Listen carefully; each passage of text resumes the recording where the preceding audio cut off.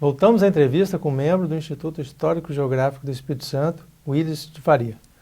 Willis, como fica o Parque Moscoso nesse novo cenário de desenvolvimento da cidade de Vitória?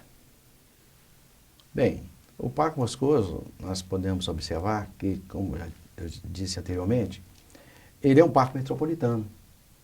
Ele tem uma função social muito grande, porque ainda eles integram as famílias ainda buscam ele para o lazer. São famílias inteiras que hoje buscam com seus filhos, lá tem os brinquedos para as crianças. Então busca o domingo, né? E nós falamos do domingo do parque. Então está voltando aquele glamour anterior, tá certo? Aquela necessidade de buscar um espaço para que tenha segurança. Então hoje o Parque Moscoso oferece...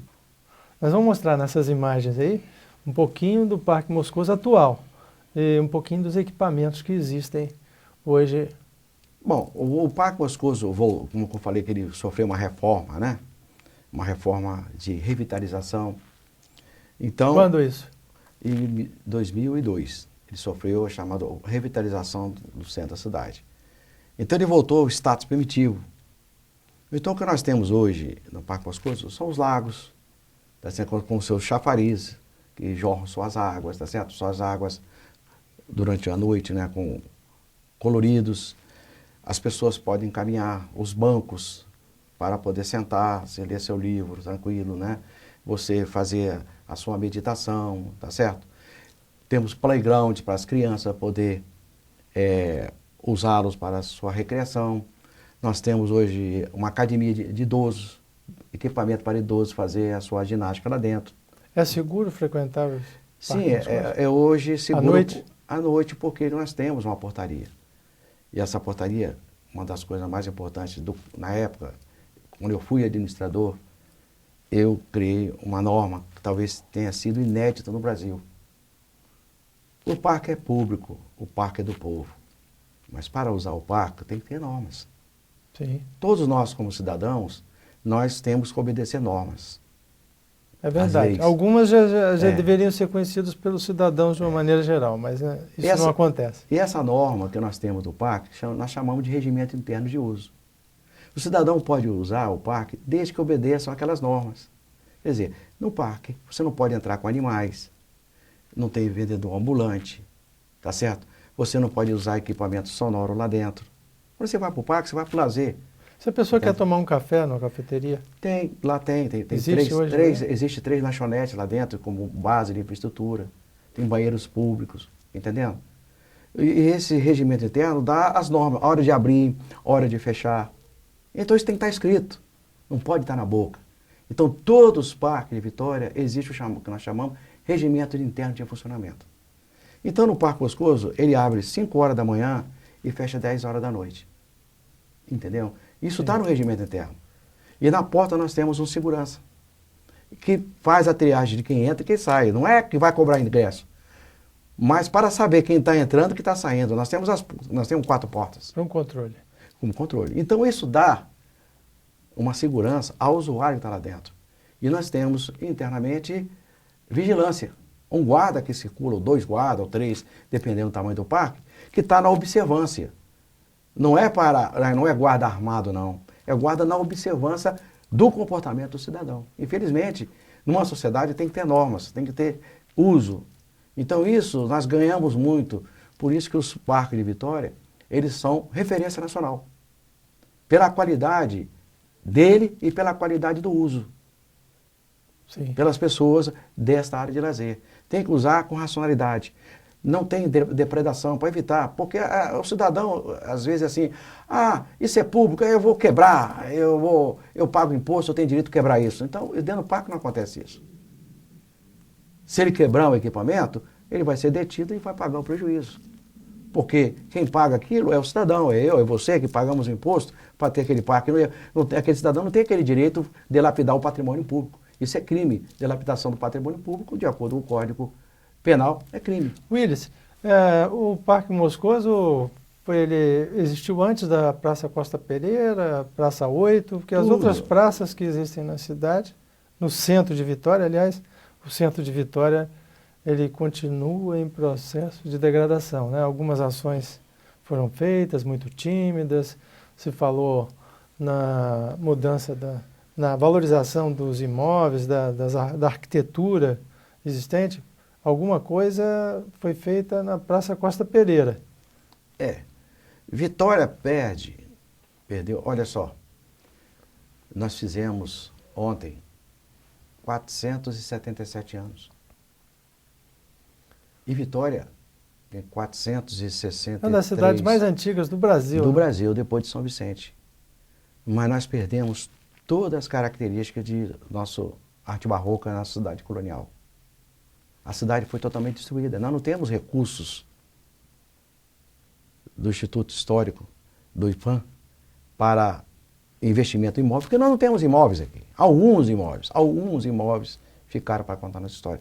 Nossos móveis foram totalmente destruídos por um projeto que nasceu lá em Paris, que Paris foi destruída para construir outro, você sabe disso? A modernização de Paris. Aquela mesma coisa que foi feita no roteiro da Glória, que destruíram a Glória todinha, destruíram a Presidente Vargas para remodelar o Rio de Janeiro. Essa ideia chegou aqui em 1930 e destruíram toda a Geraldo Monteiro, os casarios. Foram colocados no chão para alargar a avenida. Então perdeu todo aquele glamour barroco, colonial. Poucas ficaram para contar a história. Ainda vou falar isso no meu blog, estou preparando a matéria, a destruição do nosso patrimônio aqui.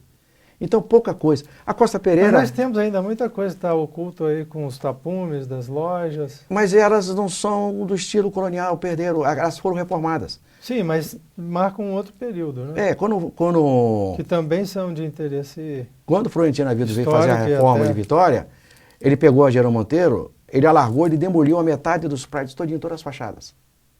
Elas foram reconstruídas a partir de 1930. Então não é uma fachada original como você tem Ouro Preto, como tem Diamantina, como tem Sim, Congonhas, mas não por isso menos importante de serem preservados. Né? Exatamente. Tem uns prédios que foram construídos já no século XX, né? A maior parte dos séculos, as edificações vieram do século XX. Por exemplo, a Costa Pereira foi construída em 1930, o antigo Largo da Conceição, quando foi reformado. Foi 18 anos depois do Parque Moscoso. 18 anos do Parque Moscoso. A Praça 8 também depois, com o alagamento da Geraldo Monteiro, que ele veio surgir ali. Todas essas praças surgiram basicamente em aterros novos. Né? Todas em aterros. Que, se você considerar o traçado da cidade hoje... A Praça Getúlio Vargas, né, que é uma praça muito pouco frequentada. Se nós imaginarmos, Almir, que o traçado original da cidade, do centro, ela está na Duca de Caxias e Nestor Gomes. O mar batia ali. As casas estavam de fundo para o mar. Era construída, o fundo era o mar. Geraldo Monteiro não tinha. Você sabe por que o prédio da Fafi, ele tem aquela rua? Sei. Rua oblíqua, né? Ela foi feita para receber os ventos, né? Os ventos do Nordeste para arejar a Praça Costa Pereira. Exatamente. Porque a Costa Pereira era um largo. O mar batia, se você olhar na história, lá na Rua 7, que lá atrás tinha uma área baixa que era chamada o Campo dos Pelames. Quer dizer, esse conhecimento também foi desprezado depois, né? Foi. A cidade foi construída para trás, o prédio, Aldebaran, outros. Não obedecendo mais aquele traçado de ventilação da cidade. Vitória não foi obedecer, os aterros não obedeceram nenhuma norma técnica. Quando falamos hoje Baía de Vitória, eu fico até triste. Não existe Baía de Vitória mais. Existe o Canal de Vitória. A Bahia não existe. A Bahia foi aterrada toda. A água chegava lá na Costa Pereira e tinha um forte na escadaria, que era chamado Forte São Diogo. Os navios entravam na Costa Pereira. Willis, nós estamos chegando ao final do nosso tempo, só queria que você concluísse sobre o Parque Moscoso, qual a mensagem que fica desses 100 anos do parque. Eu gostaria, Almir, desse convite para vir aqui falar sobre o Parque Moscoso, porque eu também sou parte integrante do Parque Moscoso, eu morei no Parque Moscoso, casei no Parque Moscoso. A minha família também é do Parque Moscoso, então está um pouco da minha história, do meu sangue, falar sobre o Parque Moscoso. E eu acredito que esse glamour, ele nunca vai perder. Ele nunca vai perder a sua majestade, porque ele está ao centro da história da cidade. E há uma necessidade de conscientização do capixaba de preservar essa memória, essa sua história. Eu acredito que cada dia que passa o Parque Moscoso, ele vem a ficar mais bonito. porque ela, na realidade, era uma ilha de vegetação no entorno de uma cidade de concreto. Então ela conserva aquela resistência, aquele glamour dele, aquela área verde maciça num centro cercado de concreto. Então ela é muito importante para a cidade, o Parque Moscoso, que fez 100 anos e ainda conserva a sua história, todo o seu glamour. Que o Parque Moscoso esteja de parabéns. E a sociedade capixaba também. Obrigado, Willis. E fica aí um convite. Visitem o Parque Moscoso.